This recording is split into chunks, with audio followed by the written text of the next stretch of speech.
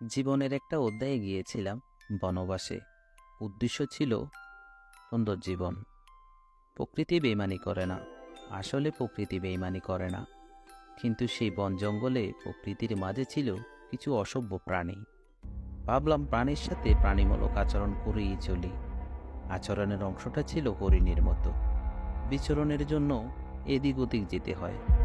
একটা ভয় সব সময় থাকে, সেটা হলো ব্ল্যাক প্যান্থার। কখন যেন সে বয়াল থাবা মেরে বসে। ওই ব্ল্যাক প্যান্থার থেকে রক্ষা পাওয়ার জন্য পাহারাদার হিসেবে রেখেছিলাম বানরকে।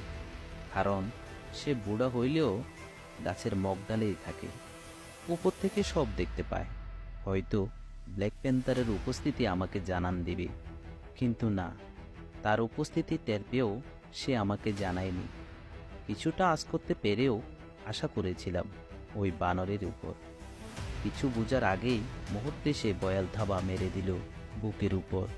প্রথমে বের করে নিল কলিজাটা চিড়ি চিড়ি খাচ্ছে, আর মুখে ছিল একটা বিজয়ের হাসি।